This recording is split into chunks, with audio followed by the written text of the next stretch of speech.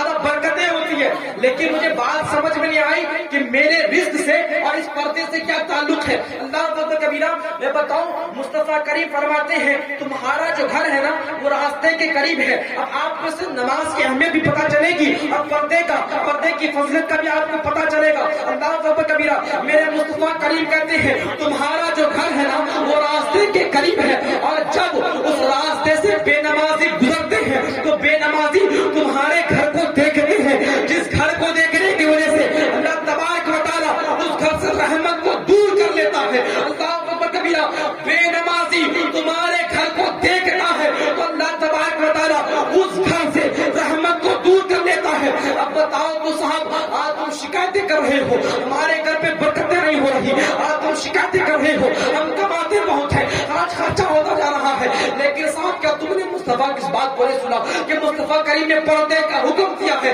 آج تم گھر پہ پردہ نہ رکھ کر, آج تم نمازوں کو چھوڑ کر تم یہ چاہتے ہو کہ میرے گھر پہ برکتیں ہو, تو جب اگر بے نمازی جس گھر کو دیکھے اس گھر سے اللہ تبارک و تعالیٰ برکت کو دور کر لیتا ہے, تو جس گھر پر خود بے نمازی ہو اس گھر پہ اللہ تبارک و تعالیٰ کیسے برکتوں کو بھیج سکتا ہے.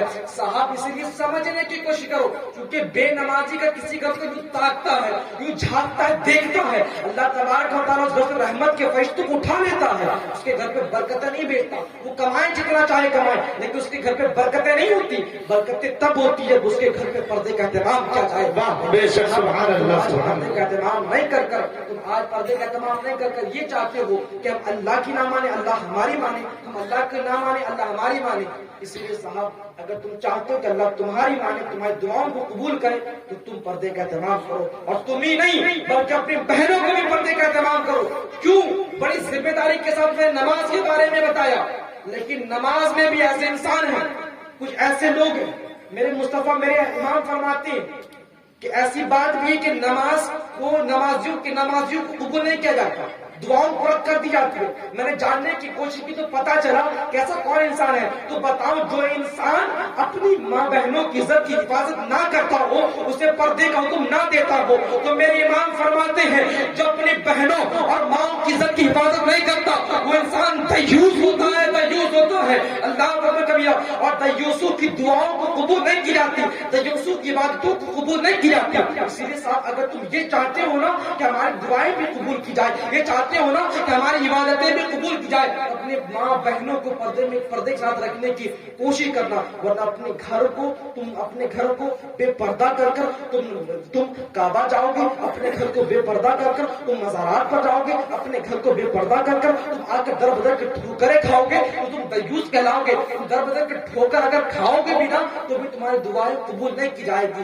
تمہاری دعا اگر تمہارا پیر و مرشد کرے گا تو معلق رہے گی, دعا تو آسمان پہ جائے گی, لیکن جب تک تم اپنے آپ کو نہیں سدھارو گے تب تک تمہارے حق میں دعا قبول نہیں کی جائے گی. اس لیے جہاں تک ہو سکے اپنے آپ کو سدھارنے کی کوشش کرو, اور جہاں تک ہو سکے اعلی نبیوں سے محبت کرنے کی کوشش کرو. کیونکہ عالی میں نے بتایا کہ اللہ کے خوف سے جو ڈرے اس کے 2 جنتیں ہیں, وَلِمَنْ خَافَ مَقَامَ رَبِّهِ جَنَّتَانِ. اللہ کے خوف, اللہ کے حضور جو کھڑے ہونے سے ڈرے اس کے 2 جنتیں. لیکن صاحب جنت کی عبادت سے ملتی ہے, تو میں نے جو کہا عالم نبی سے محبت کری, اس سے کیا ملتا؟ میرے مصطفیٰ کریم فرماتے جو میری اہل بیت سے محبت کرے گی نا اسے میں جنت پہ اپنا قرب دوں گا, جنت بھی ملے, جنت میں مصطفیٰ کا قرب بھی ملے. اب بتاؤ, ولیوں کی جنت الگ, سیدوں کے لیے مصطفیٰ کے خاندان کے لیے جنت الگ, کیونکہ جنتی سردار امام حسن امام حسین ہے. ولیوں کی جنت الگ, نبیوں کے نبی کی جنت الگ ہوگی, اور نبیوں کی نبی کی جنت اسے رکھا جائے گا جو آل نبی سے محبت کرے گا. آل نبی سے محبت کرنے کی کوشش کرنا, اور آل نبی سے محبت کرنا تو سلسلے کو دیکھ کر نہ کرنا, آل نبی سے محبت کرنا اس کے پراپرٹی کو بیلنس کو دیکھ کر نہ کرنا, آل نبی سے محبت کرنا اس کے چہرے کو دیکھ کر نہ کرنا.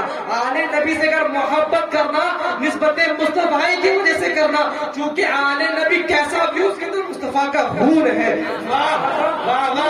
اس لیے مصطفیٰ کے خون کو تم رشتوں میں، تم مصطفیٰ کے خون کو سلسلوں میں بانٹنے کی کوشش نہ کرو، ورنہ تم وفادار میں غداروں میں شمار کرتے نظر آؤ گے۔ اس لیے جہاں تک ہو سکے تم آل نبی سے محبت کرنے کی کوشش کرو، کیونکہ اس کے اندر کسی اور کا خون نہیں ہے، مصطفیٰ کریم کا خون ہے۔ اور جانتے ہو مصطفیٰ کریم کے خون کی اہمیت کیا ہے؟ ایک صحابی میں آپ کو بتا کر ختم کروں، ایک صحابی میرے مصطفیٰ کریم کے پاس آتے ہیں، آنے کے بعد حضور صلی اللہ علیہ وسلم نے اس وقت حجامہ لگوایا تھا، خون کچھ نکلوایا تھا، فاسد خون، معاذ اللہ حضور کا خون کوئی فاسد نہیں ہوتا، لیکن حضور نے بہت سارے ایسے کام تو اپنی امت کے لیے کیا ہے تاکہ ان کو سے درس حاصل کرے۔ میرے حضور نے خون نکلوایا، نکال کر صحابی کو دیا، دینے کے بعد کہا اے میرے صحابی سن، اس خون کو لے جا کر کہیں ایسی جگہ پر پھینک جہاں پر کسی کا قدم نہ پڑے۔ وہ صحابی اسے لیتے ہیں، لے جانے کے بعد ویرانے پر جاتے ہیں، پھر تصور کرتے ہیں کہ اگر مصطفیٰ کریم کے خون کو یہاں پر پھینکوں تو آج تو ویرانہ ہے لیکن کل آبادی ہوگی، آج تو یہاں پر کوئی نہیں ہے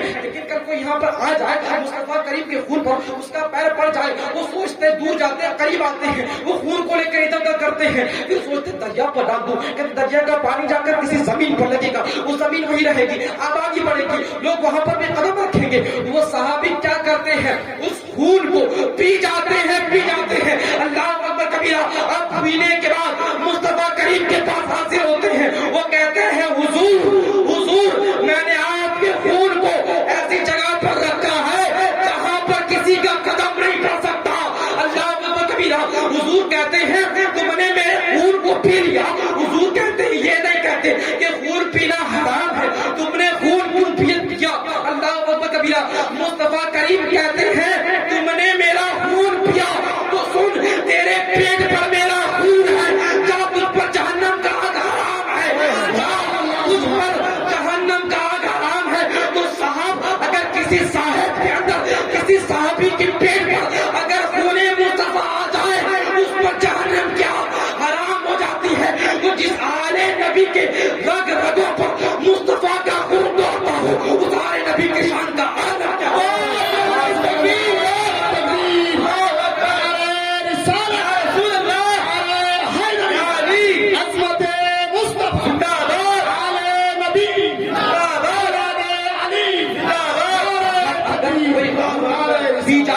پیٹ پہ رہے تو مصطفیٰ کریم فرماتے جا تجھ پر جہنم کا آگ حرام ہو چکا۔ اب بتاؤ جن آل نبی، جس اہل بیت، اس آل رسول، جس سید کے رگ رگوں پر مصطفیٰ کا خون دوڑتا ہو اس کا مقام و مرتبہ کیا ہوگا؟ صحابی آل نبی وہ ہے اس پر قیامت تک جہنم کیا حرام کر دی گئی ہے۔ اہل بیت کا یہ مقام ہے، قیامت تک اس پر جہنم کیا حرام کر دی گئی ہے۔ اس لیے جہاں تک ہو سکے تم نماز پڑھو، روزے رکھو، لیکن آل نبی سے محبت بھی کرو، چونکہ ان کی محبت مصطفیٰ کا تمہیں قرب نصیب کرائے گا۔ تم نمازیں پڑھو، عبادتیں کرو، جو بھی کرو جنت ملے گی، لیکن اگر تم آل نبی سے محبت کرو گے تو جنت میں مصطفیٰ کا قرب ملے گا۔ اس لیے جہاں تک ہو سکے تم آل نبی سے محبت کرنے کی کوشش کرو، جہاں تک ہو سکے اپنے گھر کو سنوارنے کی، اپنے گھر پہ عبادت کرنے کی کوشش کرو، جہاں تک ہو سکے جو تم جانتے ہو اپنے بڑوں کو بتانے کی کوشش کرو، اور جو تم جانتے ہو اگر جانتے ہو تو اس گناہ کو نہ کرو، کیونکہ آج ہمارا جو ماحول ہے ہم جان بوجھ کر بھی گناہ کرتے نظر آتے ہیں۔ تو اگر کوئی نہ جان کر گناہ کرے اس کو اتنا اسے گناہ نہیں ملتا، تو جان بوجھ کر گناہ کرے اس سے زیادہ گناہ ملتا ہے۔ جہاں تک ہو سکے آپ یہ کوشش کریں کہ ہم اپنی نظروں کی حفاظت کریں، جہاں تک ہو سکے یہ کوشش کریں کہ اپنے دل کی حفاظت کریں، جہاں تک ہو سکے کوشش کریں کہ ہم شیطان کے وسوسوں سے اپنے ذہن کو پاک و صاف رکھیں۔ وہ آپ کو بلاغ میرے بولنے میں آپ کے سننے میں کسی